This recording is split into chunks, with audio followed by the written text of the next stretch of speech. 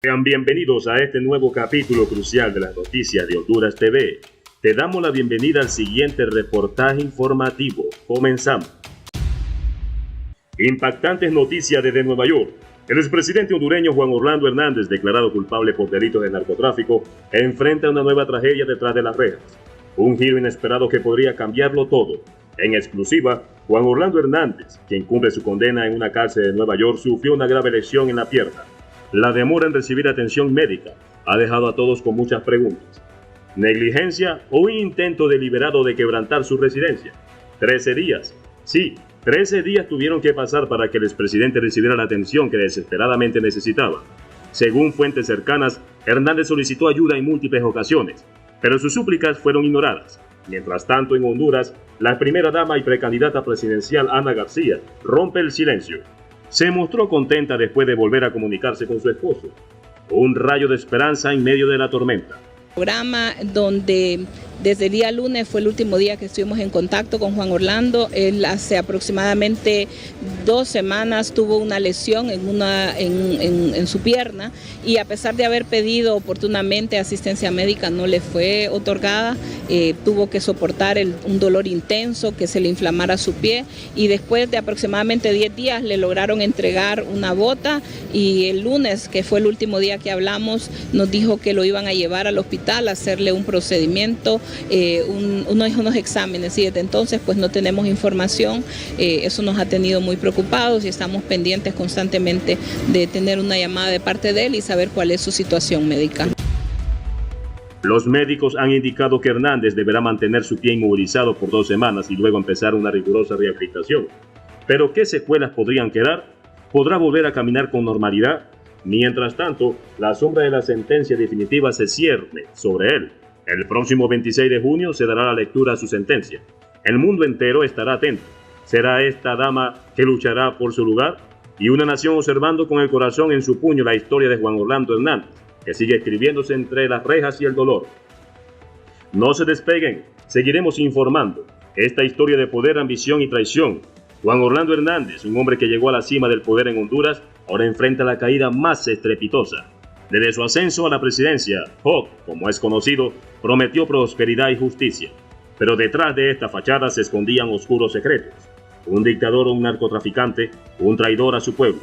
La historia de Juan Orlando Hernández es un recordatorio de los peligros del poder absoluto y la corrupción desenfrenada. Honduras se levanta de las cenizas, pero nunca olvidará la sombra que dejó Hawk. Trasciende desde los Estados Unidos la siguiente información. Según escuchas filtradas por Ricardo Ramírez del CID, Juan Orlando Hernández habría recibido $6 millones de Héctor Emilio Fernández, más conocido como Don H., y $5 millones del cartel de los Valle. La transcripción corresponde a uno de los audios filtrados por Ricardo Ramírez del CID con fecha 6 de mayo del 2015.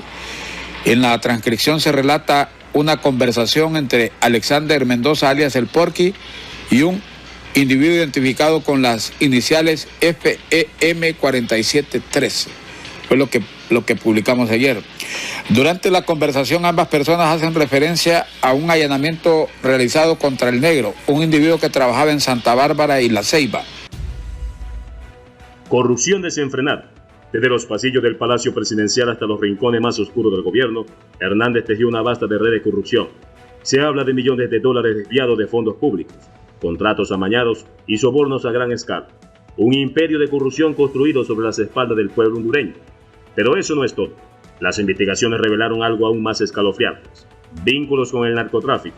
Hernández no solo permitió el paso de drogas por el país, sino que también, según sus testimonios, recibió financiamiento de poderosos carteles para sus campañas.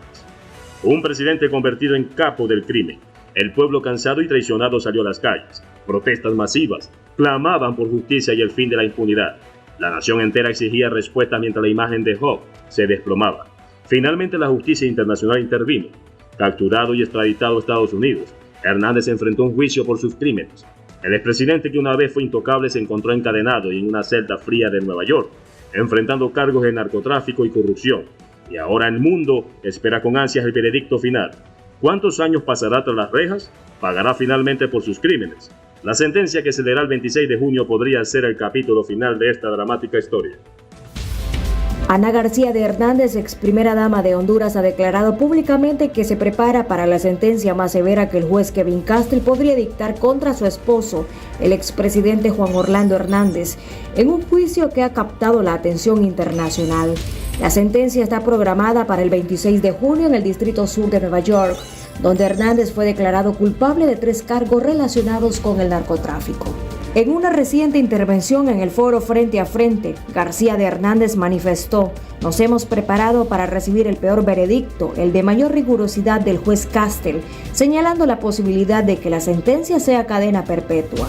Ese veredicto culminaría un proceso judicial que, según ella, estuvo marcado por la falta de opciones de defensa adecuada, ya que el juez no permitió la presentación de pruebas y documentos que podrían haber mostrado a Hernández como un ferviente opositor del narcotráfico.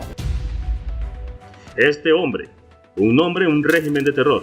Hernández, conocido como Jo, ascendió al poder con promesas de cambio y prosperidad, pero detrás de su sonrisa de político se escondía un hombre implacable, dispuesto a todo para mantenerse en la cima.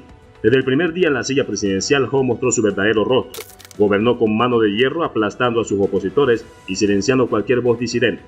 Las fuerzas de seguridad bajo su mando se convirtieron en instrumentos de represión. La democracia hondureña se desmoronaba ante sus ojos. La gente vivía con miedo. Activistas desaparecidos, periodistas encarcelados y ciudadanos comunes aterrorizados por un gobierno que no toleraba oposición. Honduras se convirtió en una nación donde la libertad era un sueño lejano.